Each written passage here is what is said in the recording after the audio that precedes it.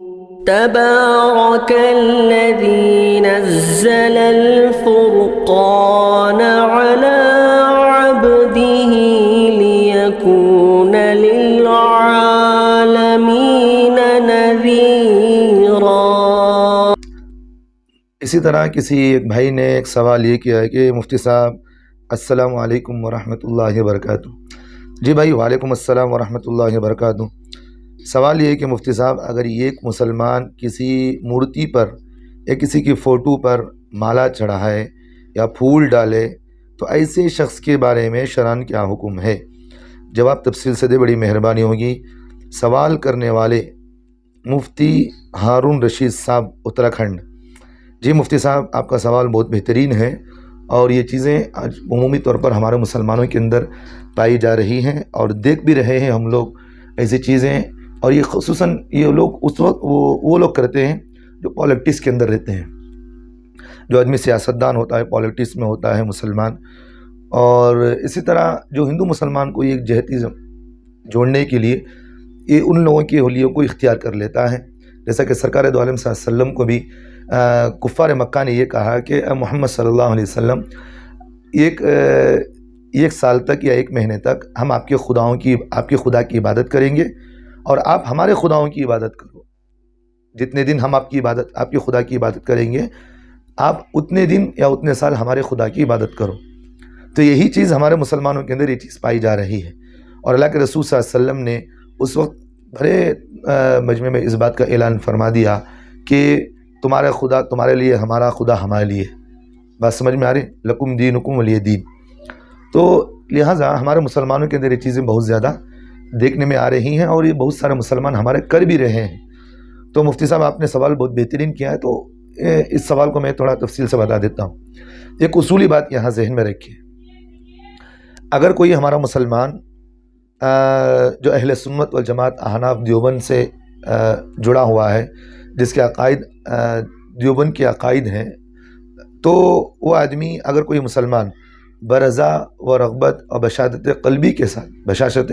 قلبی کے ساتھ اگر کوئی مسلمان کسی غیر مسلم کے لباس کو اختیار کرے، یعنی کہتا کہ وہ غیر مسلم جو کپڑے پہنتا مجھے پسند ہے، میں بھی اس جیسے کپڑے پہنوں گا، ایک بات، اور ان جیسے حلیہ اختیار کرے، ان جیسے کرتوتے، یہ کہتا ہے کہ جب وہ کرتے ہیں تو مجھے بڑا پسند آتا ہے، تو میں ان جیسا بننا چاہتا ہوں، میں ان جیسے حلیہ اختیار کرنا چاہتا ہوں، ان جیسا لباس پہننا چاہتا ہوں۔ تو اس وقت آدمی کب برضا، بات سمجھ میں آ رہی؟ تو برضا و رغبت اور بشاشت قلبی کے ساتھ، یعنی دل کی رضامندی کے ساتھ، اگر کوئی آدمی ان کے لباس کو، ان کی حلیے کو اور ان کے طور و طریقوں کو اپنی زندگی میں اپنانا کرتا ہے، شروع کر دیتا ہے اور کر لیا، تو اس سے آدمی اسلام سے، مسلمان نکل جاتا ہے۔ بات سمجھ میں آ رہی؟ تو اس وقت اس آدمی کو تجدید ایمان بھی کرنا ضروری ہے، اور پھر شادی شدہ ہے تو پھر اس آدمی کو تجدید نکاح بھی کرنا ضروری ہے، یعنی نئے طریقے سے وہ کلمہ پڑھے گا، پھر وہ شادی شدہ ہے تو پھر رنو دو گواہوں کے سامنے اپنی نکاح کو نئے مہر کے ساتھ مکمل کرے گا۔ بات سمجھ میں آئی؟ ایک اس وقت ہوگا جب آدمی دل کی رضامندی کے ساتھ ان کے طور و طریقوں کو اپنی زندگی میں اپنائے۔ ایک بات، اگر کوئی آدمی طور و طریقے کو ان کے دل کی رضامندی کے ساتھ نہیں اپنا رہا ہے، بات سمجھ میں آ رہی؟ دل کی رضامندی کے ساتھ نہیں اپنا رہا ہے، بلکہ یوں ہی ایسے ہی کر لیا، کبھی غیر مسلموں کے لباس کو پہن لیا، جا کہ وہ پہنے تو میں بھی پہن لیتا ہوں، وہ جیسا کر رہے ہیں میں بھی کر لیتا ہوں۔ تو اگر آدمی اس طرح کرتا ہے تو دل کی رضامندی کے ساتھ تو نہیں کر رہا ہے، لیکن تشبیہ ہونے کی وجہ سے یہ حرام ہے، اس نیت کے ساتھ کر رہا ہے کہ وہ کر رہے ہیں تو میں بھی کر لیتا ہوں، تو یہ کرنا، اس طرح کرنا حرام ہے۔ من تشبہ بقوم فہو منہم۔ تو اس حدیث کی ضمن میں یہی ہے کہ اگر کا آدمی اس طرح کر لے تو کبیرہ گناہ کے اندر شامل ہوگا، تو اس آدمی کو توبہ کرنا ضروری ہے، اس گناہ سے اللہ کے سامنے معافی مانگنا ضروری ہے۔ تو بعض علماء نے یہ کہا کہ احتیاطاً یہی ہے کہ اس آدمی کو بھی تجدید ایمان اور تجدید نکاح کر لینا چاہیے، احتیاطاً۔ تو لہٰذا میرے بھائی، یہ اصولی بات میں نے آپ کے سامنے دو باتیں رکھی ہیں۔ تو آپ کے مسئلے کی طرف میں آتا ہوں۔ تو اگر کوئی آدمی ہمارا مسلمان، جیسا کہ آپ نے مجھے پوچھا کہ کسی مسلمان کا مورتی یا کسی کے فوٹو پر مالا چڑھانے یا پھول وغیرہ چڑھانے، تو ایسے شخص کے سلسلے میں کیا ہے ایمان کے بارے میں؟ اگر کوئی مسلمان، ہمارا کوئی مسلمان کسی غیر مسلم کے فوٹو کے سامنے یا ان کی مورتی کے سامنے یا اسی طرح ان کے معبودوں کے سامنے، کوئی بھی کیوں نہ ہو، ان کے سامنے ان کے معبودوں پر ہاتھ ڈال رہا ہو، اور اسی طرح ان کے معبودوں کے سامنے جیسا کہ ہم نے مجھے پوچھا کہ پھول ڈال رہا ہو، اس طرح جو بھی ہے ہاتھ باندھ کر ان کے سامنے کھڑا ہو رہا ہو، تعظیماً جو بھی کر رہا ہے، دل کی رضامندی کے ساتھ نہیں بلکہ ظاہر کر رہا ہے، دل سے تو اللہ کو مانتا ہے اور رسول اللہ صلی اللہ علیہ وسلم کے طور طریقوں پر جانتا بھی ہے، عمل بھی کرتا ہے، لیکن ظاہری طور پر اس طرح کر لیا ہے تو وہ آدمی کبیرہ گناہ کیا ہے، اللہ سے اس آدمی کو توبہ استغفار کرنا ضروری ہے۔ بات سمجھ میں آ رہی؟ تو احتیاطاً یہی ہے کہ اس آدمی سے بھی یہی کہا جائے گا کہ آپ اسرنو تجدید ایمان کریں اور تجدید نکاح بھی کر لیں، یعنی اسرنو نکاح اور ایمان دونوں آپ کو تجدید کرنا ضروری ہوتا ہے، احتیاطاً اسی میں ہے۔ تو یہ ہوئی بات مفتی صاحب آپ کے سوال کا مسئلہ جواب ہوا۔ تو لہٰذا میں آپ کو ایک بات یہاں ایک زائد کہہ دیتا ہوں، جو مسلمان ہمارے پولیٹکس کے اندر ہیں، جو سیاستدان ہیں، اور اسی طرح جو مسلمان ہندوؤں کو ایک جہتی کرنے کے لیے ان کے خداؤں کے سامنے جا کر ہاتھ باندھ کر کھڑے ہوتے ہیں اور ان کی مندروں کے سامنے اور ان کی پوجا جو بھی ہے اس طرح جو تھالی لے کر کرتے ہیں اور ان کے خداؤں کے سامنے جا کر کے پھول وغیرہ ڈالتے ہیں، اگر یہ لوگ یہ چاہتے ہیں کہ بھئی اس کے کرنے سے یہ لوگ راضی ہوں گے اور ہمیں کچھ ووٹ زیادہ دے دیں گے اور ہمیں ان کے سامنے عزت والے ہو جائیں گے اور ہمیں لوگ یہ سمجھیں گے کہ ہندو مسلمان کو ایک جہتی چاہتا ہے، تو لہٰذا یہ لوگ اس طرح ہمارے بھائی ہیں، تو یہ سمجھ کر اگر جو آدمی ہمارے کرتے ہیں لیکن ظاہراً کر رہے ہیں تو میرا بھائی میں آپ کو یہ بات یہ کہتا ہوں، لوگوں کو راضی کر کے اللہ کو ہم ناراض نہ کریں۔ اللہ اگر ناراض ہو گئے تو آپ کی ساری پراپرٹیاں، آپ کی ساری عہدیداریاں اور ساری چیزیں آپ کی بیکار ہو جائیں گی۔ بات سمجھ میں آ رہی؟ سب سے پہلی چیز ہمارے مسلمانوں کے لیے ضروری ہے کہ ہم اللہ کو راضی کرنے والے بنیں۔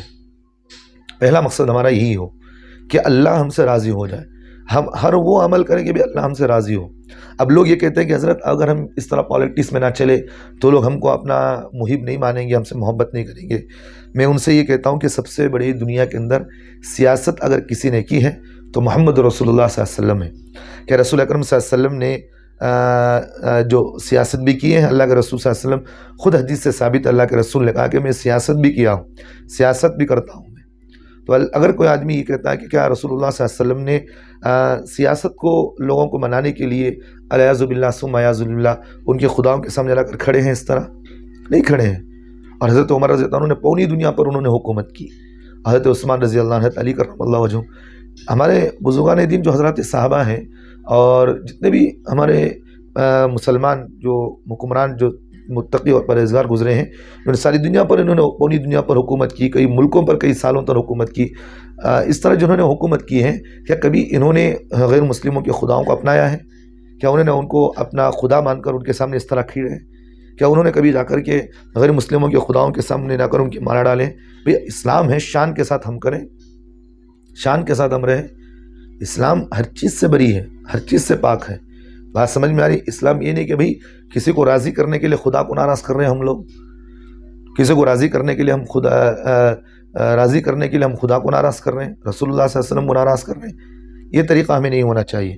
تو لہٰذا جو آج پر غیر مسلم کے پالیٹکس جو اکثر لوگ، میں یوٹیوب پر بھی دیکھتا ہوں، میں بنگلور شہر میں رہتا ہوں، بنگلور میں بھی دیکھتا ہوں، اکثر جو پالیٹکس لوگ ہیں، سیاستدان ہیں، مسلمان ہیں، ان کو میں دیکھتا بھی ہوں، وہ غیروں کے مندروں پر بھی جاتے ہیں اور ان کے خداؤں کے سامنے ہاتھ باندھ کر بھی کھڑے ہوتے ہیں، پوجا وغیرہ بھی کرتے ہیں، ان کے خوشیوں، ان کی عیدوں میں جا کر کے اب ان کی بھی خوشی پیش کرتے ہیں، اس طرح کی چیزیں کرتے ہیں۔ میں اللہ کا واسطہ دے کر کہتا ہوں، سچی پکی توبہ تم کر لو۔ 2 دن کی خوشی کے لیے، ان لوگوں کے ووٹوں کے لیے اپنے ایمان کو بیچ کے، اپنے آخرت کو بیچ کر کے، اللہ کو ناراض کر کے، ہمیں ان لوگوں کو راضی کر کے کیا فائدہ ملے گا؟ ہمیں کیا فائدہ ملے گا؟ مجھے بتاؤ۔ تو اس لیے ہمارے جو مسلمان اس طرح کی حرکتیں کر رہے ہیں، دیکھ کر بڑا افسوس ہوتا ہے، دیکھ کر یہ بڑا افسوس ہوتا ہے۔ تو جو لوگ مسلمان اس طرح کرتے ہیں، سب سے پہلی چیز یہی ہے جو میں نے پہلے بھی کہا تھا، اگر دلی رضامندی سے کر رہے ہیں تو اسلام سے بالکل نکل گئے باہر، بالکل نکل گئے۔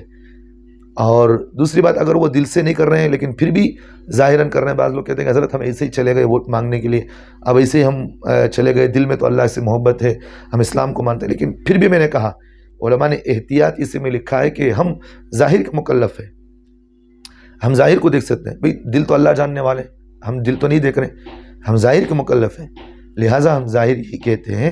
تو احتیاط اسی میں ہوتا ہے کہ جو آدمی غیر مسلموں کی معبودوں کے سامنے، ان کے خداؤں کے سامنے، اور کسی ہندوؤں کی کسی بھی فوٹو پر کیوں نہ ہو، وہ اس طرح مالا چڑھاتا ہو، پھوٹ وغیرہ ڈالتا بھی ہو، جو بھی کرتا ہو، تو اس لیے ہم یہ کہتے ہیں کہ اس آدمی کو احتیاطاً تجدید ایمان اور تجدید نکاح کرنا ضروری ہے۔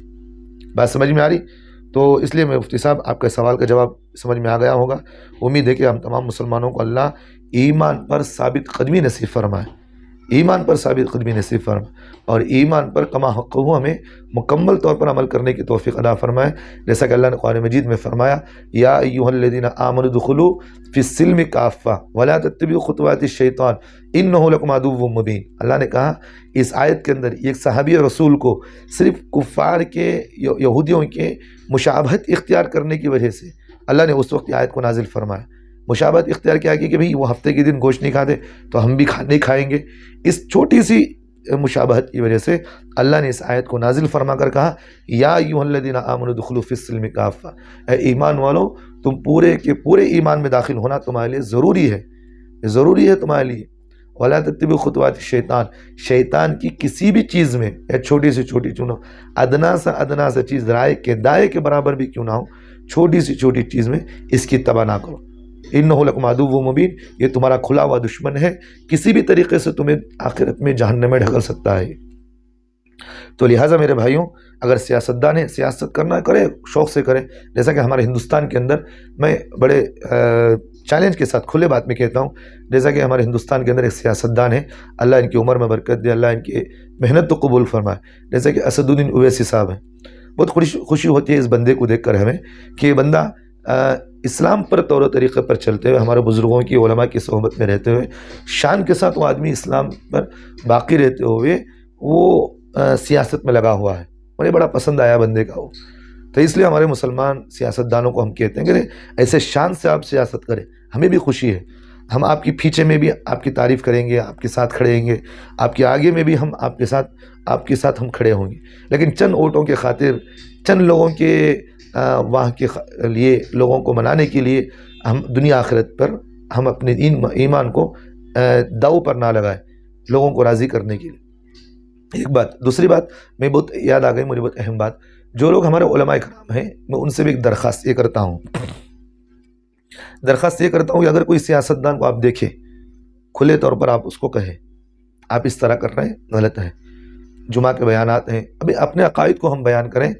پہلے تو ہمارے علماء کی غلطی یہ کہ ہم عقیدے پر بات نہیں کرتے، اگر عقیدے پر بات بھی کرتے ہیں تو بھی چھپ کر بات کرتے ہیں، بڑا افسوس ہوتا ہے دیکھ کر، جیسا کہ جیسا کہ بریلوی مسلک کے لوگوں کا عقیدہ ہے، یا رسول اللہ کہنا، اللہ کے رسول صلی اللہ علیہ وسلم کو وہ کہتے ہیں کہ بھئی اللہ کے رسول کو یہ کہتے ہیں کہ ہم اللہ کے رسول حاضر و ناظر ہیں، جس طرح اللہ کا ہمارا عقیدہ ہے کہ اللہ ہر جگہ حاضر و ناظر ہے، کہ اذ یتلقی المتلقیان عن الیمین وعن الشمال قعید، اللہ تعالیٰ کہتے ہیں کہ میں تمہارے شہر سے زیادہ قریب ہوں، تمہارے ہر جگہ میں تمہارے موجود ہوں، جہاں کہیں بھی جاؤ میں تمہارے ساتھ ہوں، ہر جگہ تمہارے حرکتوں کو بھی دیکھتا ہوں۔ تو اگر کوئی آدمی اس طرح کا عقیدہ رکھتا ہے تو وہ اسلام سے خارج ہے۔ ما کان وما یکون کا علم رکھنا، جیسا کہ ہر آنے والی چیز کا علم سوائے اللہ کے کسی کو نہیں، اور علم غیب یہ اللہ کی صفات ہیں، رسول اللہ صلی اللہ علیہ وسلم کی ساتھ ہم اس کو منسوب کر دینا کہ بھئی کسی کی توسط کے بغیر اللہ کے رسول کو ہم عالم الغیب مان لینا، بات سمجھ میں۔ تو اس لیے اللہ تعالیٰ نے قرآن مجید میں اس بات کی، اللہ کے رسول صلی اللہ علیہ وسلم کی زبان سے اس بات کی وضاحت فرمائے، اللہ کے رسول نے فرمایا کہ بھئی اللہ نے مجھے علم نہیں دیا ہے، علم غیب نہیں دیا ہے۔ سورۃ الاعراف کی آخری میں اللہ کے رسول صلی اللہ علیہ وسلم نے، اللہ تعالیٰ نے اس آیت کو اللہ کے رسول صلی اللہ علیہ وسلم پر نازل فرمایا، اور اللہ کے رسول نے خود اس بات کو کہا کہ مجھے اللہ نے علم غیب نہیں دیا ہے۔ تو لہٰذا کسی بھی بغیر توسط کے اللہ کے رسول کو آپ عالم الغیب سمجھتے ہیں تو وہ آدمی اسلام سے خارج ہے۔ تو لہٰذا اگر کوئی ہمارا عالم دین جو جمعہ کے بیان میں اگر اس طرح کہہ دے تو ہمارے مسلمان یہ کہتے ہیں کہ حضرت اختلافی بحث آپ نہ چھیڑو، اختلافی بات آپ نہ کہو، پہلے ان کو یہ کہے کہ بھئی عقائد ہونا مضبوط ضروری ہے ہمارے لیے. تو اس طرح کی باتیں ہمارے مسلمان کہنے کی اجازت بھی نہیں دیتے. تو ہمارے مسلمانوں کو ہم یہ کہتے ہیں کہ جمعہ کے بیانات میں علماء کو آپ کسی بھی عنوان پر محدود نہ کریں، کھلی ان کو اجازت دیں تاکہ کھل کر وہ بات کر سکیں. جب تک وہ کھل کر بات نہیں کریں گے تو پھر لوگوں کو سمجھائے کون سمجھائے گا. تو لہٰذا میں علماء سے بھی ایک درخواست یہ کرتا ہوں کہ آپ اگر کوئی آدمی اس طرح کرتا ہے تو آپ کھل کر آپ جمعہ کے بیانات میں کھل کر کہیں، کہیں پر بھی ہو کھل کر کہیں. اگر کوئی سیاستدان اس طرح کیا ہے تو آپ کے لیے ضروری ہے، کلکم رائن و کلکم مسئول عن رعیتہ کے اندر یہ چیز داخل ہے کہ ہر آدمی ایک دوسرے کا ذمہ دار ہے. اللہ کے رسول صلی اللہ علیہ وسلم نے ہمیں اس بات کی بھی تعلیم دیے ہے. اللہ نے اللہ کے رسول صلی اللہ علیہ وسلم نے ایمان والے کو اس بات کی آگاہ کیے ہیں کہ اگر کوئی برائی دیکھے تو ہاتھ سے روکو، یا زبان سے روکو، یا دل سے برا مانو. تو زبان سے تو اللہ نے آپ کو بولنے کی توفیق دے رکھی ہے. تو اگر کوئی آدمی سیاستدان اس طرح کرتا ہے تو آپ کھل کر بولیں کہ آپ یہ غلط کر رہے ہیں، آپ کو نہیں کرنا چاہیے. اگر وہ آدمی غلط کر رہا ہے تو کتنے مسلمان اس کی اقتدا کے اندر جہنم میں جا رہے ہیں بتاؤں گے، کتنے جا رہے نہیں جا رہے. تو پہلی بات تو یہ کہ ہمارے علماء کے لیے بھی ضروری ہے کہ ہم جمعہ کے بیانات میں ہو، کسی بھی طریقے میں ہو، ہم کھل کر ان کو اس بات کی تردید کریں کہ جو لوگ حرکت کر رہے ہیں. پہلی بات تو ہم بولتے نہیں جس کی وجہ سے یہ حرکتیں آ رہی ہیں، اور بولتے بھی ہیں تو پھر رکا دیتے ہیں ان لوگوں کو، بولنے والوں کو. تو ایسی حرکتیں نہیں ہونا چاہیے. تو ہمارے علماء کے میں ضروری ہے کہ میں کہتا ہوں العلماء ورثۃ الانبیاء. اللہ تعالیٰ نے کہا کہ اللہ کے رسول نے فرمایا کہ علماء انبیاء کے وارث ہیں. سن میں بات تو اللہ تعالیٰ نے قرآن مجید میں فرمایا کہ علماء نبیوں کے وارث ہیں. تو نبی کی دعوت کا جو طریقہ ہے، نبی نے جو بات کھل کر کہی ہے، اپنے لوگوں کو کھل کر ہر چیز سے آگاہ کیے. تو علماء کی ذمہ داری ہے کہ آپ کھل کر آگاہ کریں. اب یہ کہہ سکتے ہیں کہ حضرت حکمت سے کہیں گے، بھئی حکمت کہاں کہنا، وہاں حکمت ہوتی ہے. ہر بات حکمت کی نہیں ہوتی. بات سمجھ میں آ رہی؟ ہر بات حکمت کی نہیں ہوتی. جہاں حکمت ہونا آپ حکمت کریں. ہر بات ہر جگہ آپ حکمت کر رہے ہیں. آپ کو کوئی لاٹھی لے کر مار رہا، آپ حکمتاً آپ سچی مڈی جھکا کر بیٹھیں گے؟ میرا آپ سے سوال ہے، اگر کوئی آدمی آپ کو لاٹھی لے کر مار رہا ہے تو آپ حکمت کے طور پر نیچے مڈی جھکا لیں گے؟ کیوں نہیں آپ حکمت استعمال کر رہے ہیں وہاں؟ حکمت تو آپ کو کرنا چاہیے. آپ کو آدمی گالی دے رہا ہے تو آپ کو خاموش رہنا چاہیے. آپ کی حکمت یہی ہے، کیونکہ رسول اللہ صلی اللہ علیہ وسلم کی سنت بھی ہے کہ گالیاں، اللہ کے رسول صلی اللہ علیہ وسلم کو گالیاں دی، اللہ کے رسول خاموش رہے. حکمت ہے تو کہ آپ سنتے رہیں گے. بات سمجھ میں آ رہی؟ تو اللہ کے رسول صلی اللہ علیہ وسلم کے سامنے یہ ماجرا ہوا ہے. حضرت عمر رضی اللہ عنہ اس وقت موجود تھے. تو اس وقت حضرت عمر نے اس آدمی کو ڈانٹا، فوراً اس وقت کیا. تو اللہ کے رسول صلی اللہ علیہ وسلم نے اس وقت خاموشی اختیار بھی کی. حضرت عمر ڈانٹنے خاموش رہ گئے. تو بعد میں اللہ کے رسول صلی اللہ علیہ وسلم نے کہا کہ عمر، تمہارے اس طرح کی ڈانٹنے کی وجہ سے وہ آدمی گھبرا گیا ہے. تو بہرحال میں آپ سے یہ کہتا ہوں کہ جو ہمارے علماء اکرام ہیں تو وہ جمعہ کے بیانات میں ہمارے علماء کی ذمہ داری ہے. آپ کھل کر بات کریں، آپ کھل کر اپنے عقائد کو بیان کریں، کھل کر آپ ان کے سامنے اپنے عقائد کو پیش کریں. جب تک آپ ان باتوں کو پیش نہیں کریں گے تو لوگ ایسے گناہ میں رہیں گے، وہ غلط حرکتوں میں ایسے ہی جاتے رہیں گے. کئی مسلمان دیکھیے، ایک سیاستدان ہوتا ہے تو اس کے پیچھے ایک 50-60 کا مجمع تو ہوتا ہی ہے. تو 50-60 مجمع ڈوبا تو ہم بھی ڈوبے، سن تمہیں بھی لے ڈوبیں گے، وہ بھی خود لے کر جائے گا دوسروں کو. تو اس لیے آپ کہیں کھل کر بات، کوئی بات نہیں. اللہ ہم تمام کو عمل کی توفیق دے.